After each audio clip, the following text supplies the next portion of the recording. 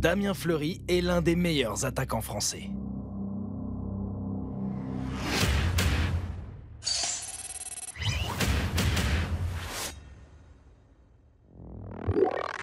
Mais sur la glace, il manque de temps. En quelques dixièmes de seconde, il doit choisir quel tir tenter. Un tir puissant ou un tir précis.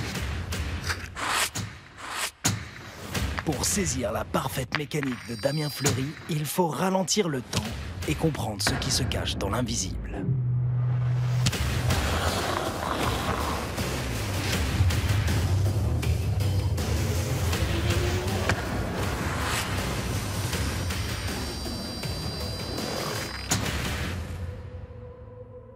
Ok, un tir puissant est appelé le slap shot. La phase de préparation d'un slap shot sert un objectif unique: accumuler un maximum d'énergie. Il monte le plus vite possible sa crosse au-dessus de sa tête. La palette est à 2,75 m de la glace à cet instant. C'est 60 cm plus haut que pour le coup de départ d'un golfeur de même taille.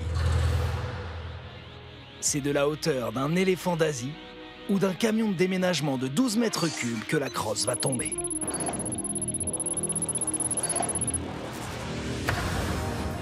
Dans le même temps, il transfère tout le poids du corps de la jambe arrière à la jambe avant pour donner une énorme accélération. Sa crosse atteint les 80 km/h. Mais aller vite ne suffit pas pour frapper fort. Le secret de la puissance du slap shot se cache quelques centimètres avant l'impact. La crosse tape la glace avant le palais.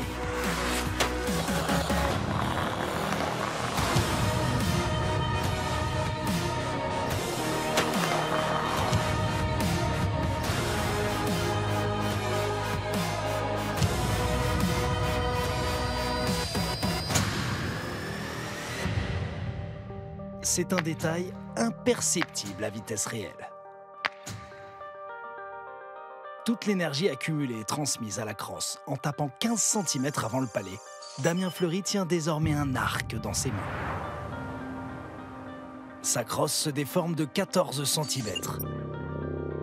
En se redressant, elle propulse le palais à 150 km/h, soit la vitesse en vol du faucon hobro, l'un des oiseaux les plus rapides du monde.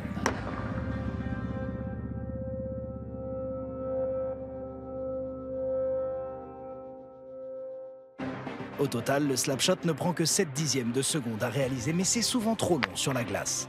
Pour gagner du temps et de la précision, l'arme fatale de Damien Fleury, c'est le tir du poignet. Il le dégaine aussi vite que Stephen Curry, le shooter le plus rapide de la NBA.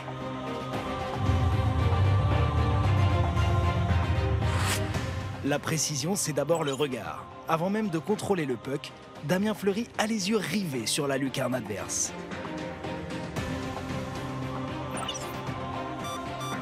Ensuite, ce sont ses mains qui font la différence.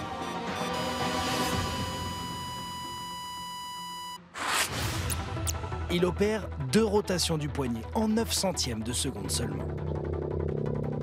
Une première vers l'extérieur pour lever le puck. Une deuxième vers l'intérieur qui le fait glisser le long de sa palette et permet de garder le contact le plus longtemps possible pour plus de précision. 1,20 m après avoir décollé, Fleury contrôle toujours un palais lancé à 120 km/h. C'est la marque des tireurs d'élite, être capable de lancer avec le bout de la palette.